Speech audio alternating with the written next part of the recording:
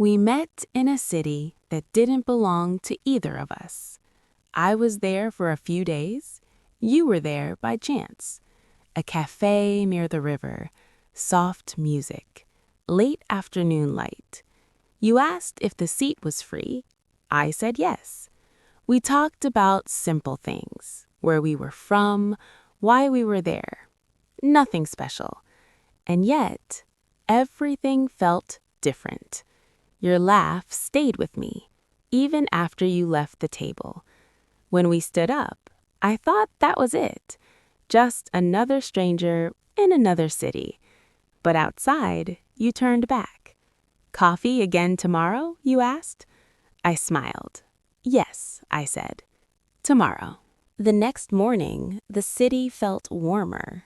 Not because of the sun, because I knew I would see you again. We walked without a plan. Old streets, small shops. You told me about your life, your work, your dreams. I listened. I told you about mine, the things I wanted, the things I was afraid of.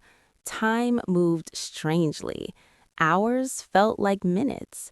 We shared lunch. We shared silence. That evening, we sat by the river. Lights reflected on the water. You said, "It's strange, isn't it?" "What?" I asked. "How close you can feel to someone you just met." I nodded. I felt it too. But we didn't talk about tomorrow. We both knew this city was not ours. On the third day, we stopped pretending it was casual. Your hand brushed mine as we walked. Neither of us pulled away. We talked less. We felt more. In a small bookstore, you picked up a novel. You said it was your favorite. You wrote your name on the first page. "For when you forget this city," you said. I laughed, as if I could forget. That afternoon, we sat on the steps of an old building. You looked at me for a long moment. "Do you believe some meetings are not accidents?" you asked. I didn't answer right away. I just said, "I believe we're here now." You smiled. But behind that smile, I saw something else. The same thought I was afraid to say. This was real, and it was temporary. That night, the city felt smaller. The streets were quiet. The air was soft. We walked slowly, as if time would wait for us. You stopped near a bridge. Lights moved on the water below. "Can I ask you something?" you said. I nodded. "What happens when this trip ends?"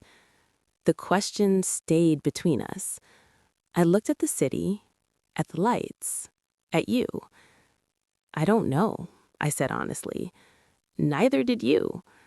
We stood there, close enough to feel each other breathe. You rested your head on my shoulder. For a moment, the future didn't exist. There was only this city, this night, us. But even then, I felt it. Every step we took together was also a step toward goodbye. The last day came quietly. No tears, no drama, just suitcases and early light. We sat in the cafe where we first met. Same table, same view. Different feeling. You reached for my hand. "Promise me something," you said. "What?" I asked. "Remember this," you said, "even if we never meet again." I nodded. We didn't say forever. We said goodbye. At the station, you turned once more. So did I. The train doors closed. The city stayed. And yet, I took something with me. Not your number, not a plan. A memory. Some loves are not meant to last a lifetime. They are meant to change us. And every time I think of that city, I think of you.